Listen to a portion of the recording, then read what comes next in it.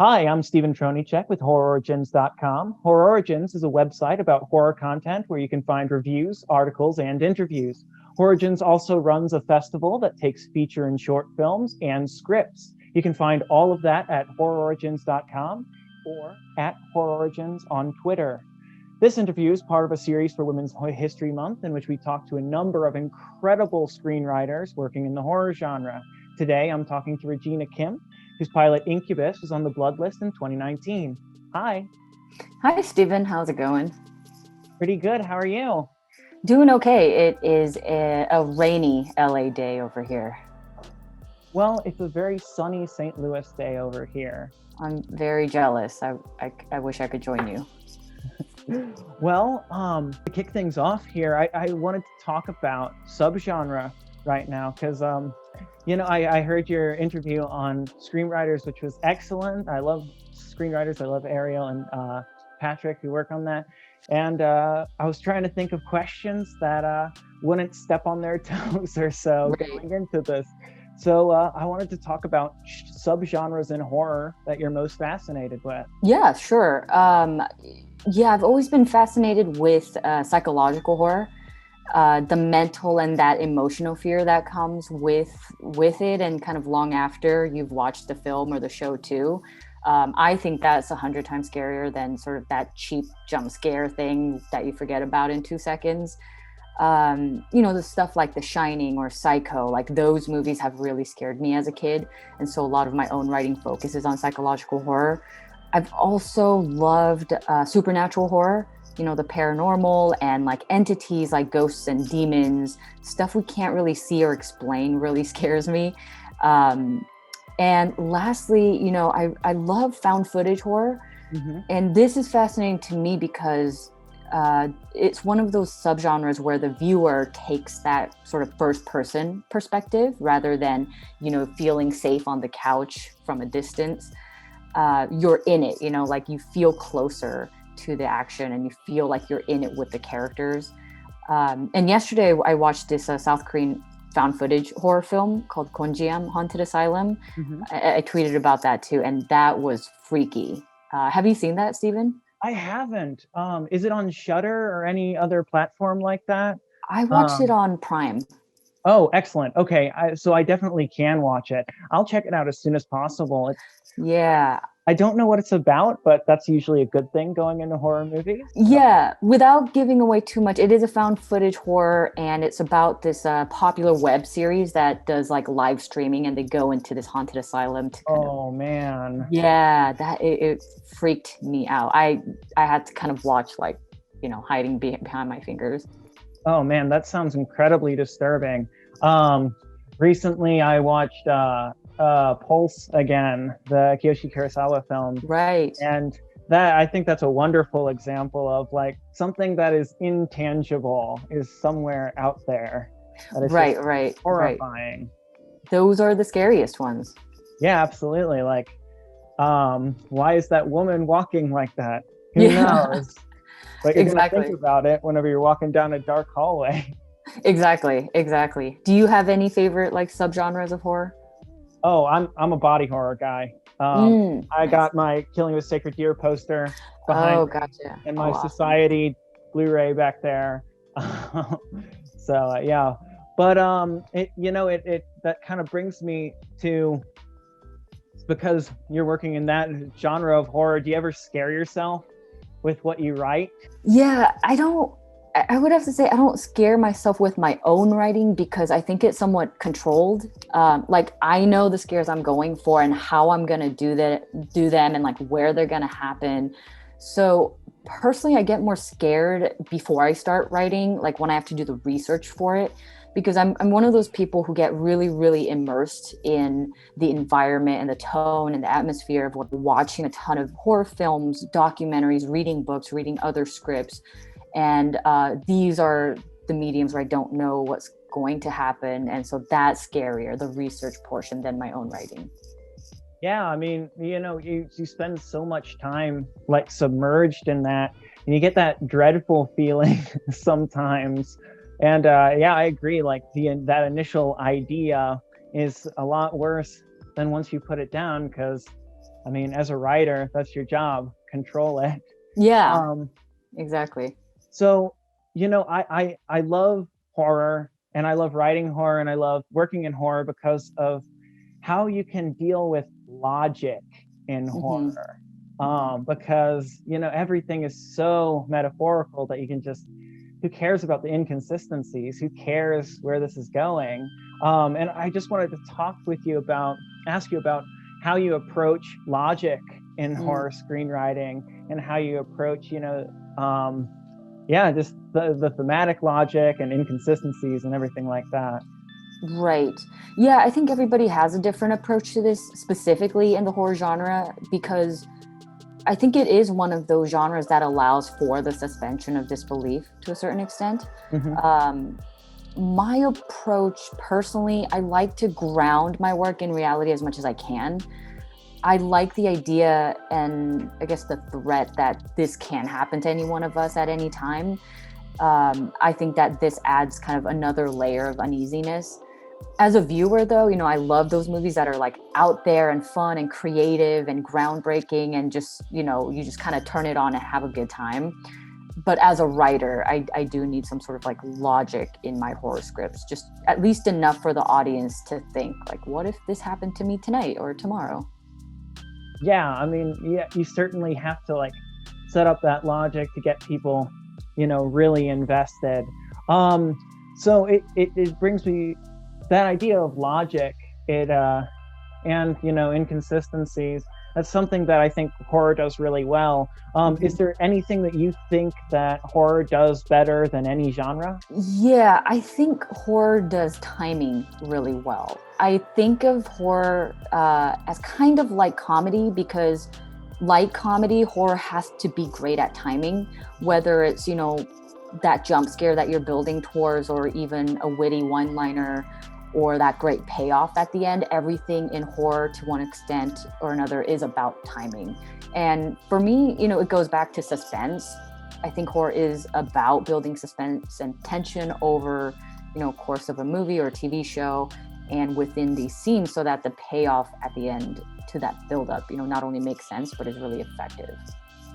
Yeah, I mean, like a sequence that always pops in my mind is, as a kid, our grandfather showed us Psycho, and it's the guy walking up the stairs, and then there's that cut, and it's like the lady just comes out, and it's just burned somewhere back there. Right. Yeah, that's the movie that I can't like get out of my head. It's like it still scares me to this day. Yeah, it's so effective. Do you think there's anything horror movies can't do? Not anymore. Not in this day and age. I feel like horror has evolved so much as a genre over the past few years, and people are getting more creative with the space. And I think it's all fair game at this point, and because horror is a relatively cheaper genre than most, budget wise, it's also a bit easier to take risks and experiment and try new things in this space than maybe with, like a period drama or like an international action film. So I think it's a great time for horror right now. Yeah, I mean, I go onto Tubi, which has a great horror selection. You just scroll through pages of horror movies, and it's like, who thought of this? But it's because it can do everything. It's crazy. Exactly. And Tubi is great. I just recently discovered that, and it's free. Like, oh my gosh, more people need to know about this. And it's got it has such a wonderful selection of Japanese horror on there, and such a wonderful selection of Korean horror is on there. Actually, really incredible. Given that it's Women's History Month, who do you think is the best horror heroine in the genre? Your favorite? Oh man. Okay. So besides the obvious correct answer of Ellen Ripley, yes, the one I can't stop thinking about sometimes is Adelaide Wilson from Us. Oh yeah. And maybe heroine isn't the right way to describe her, knowing what happens, at the end of the movie. But just in terms of acts 1 and 2, I just love her as a character. Family is super important to her. You can tell, she actually fights back mentally and physically, emotionally as well. And also, I mean, it probably has something to do with, I think Lupita Nyong'o is like one of the best actors of our time. But yeah, I would say her. She's one of my favorites. Yeah, there's such an active role that character like takes in the script and in the film. It's just a wonderful, wonderful character, and Red as well. Yeah. Like, first time that she showed up on screen, I was like, nah, we're done. Yeah, I saw that in theaters like opening night too, and the Uh-huh. entire theater just like was like, nope, and everybody was gasping, and then there was laughs. And you know, I hope that one day this year we could go back to theaters and watch horror movies, because I love that atmosphere of like being in a dark, crowded theater watching a horror film with strangers. Yeah, same. I mean, you can just feel the electricity. Everybody's just waiting for something terrible to happen. And yeah. So do you feel like what do you feel like is the most common cliche that comes with women characters in horror? So much. There's a book. Yep. Oh my gosh, I could talk probably for an hour about this, but you know, a woman having sex means they're gonna get murdered in the next scene. Until, of course, you know, like Scream kind of turned that trope onto its head, which I thought was genius. But it's the standard stuff for me. It's like running away and constantly falling down, unable to kind of fend off an attack. And I think for a while, horror films seem to be about like women and their incapabilities. And you know, something that I've noticed personally is like a lot of violence in bathrooms involving women. Like death in shower scenes, especially. You know, obviously we're talking about Psycho for a while here, but I think there was Nightmare on Elm Street 5, I think, also had one of those like death in shower scenes moment. So, you know, just female nudity in general, I think, which naturally lends itself to the male gaze. And I think it has a lot to do with who is telling the stories behind the scenes. Yeah, absolutely. Yeah, which typically have been male writers and directors. But, you know, speaking of, you know, us as being fans of Asian horror, I think is also an interesting topic to examine within that genre, Asian horror specifically, because I think that the female ghost is a popular trope in Asian horror, and a lot of stuff happens in bathrooms that aren't necessarily about the sort of objectified women trope that we're seeing a lot in Western horror. So kind of on the flip side, I highly encourage a lot of viewers to dive into Asian horror, because I think those films have established these tropes kind of differently than we as Western audiences are used to seeing. Yeah, absolutely. So do you feel like there is ever a common misconception you find with female characters in horror films?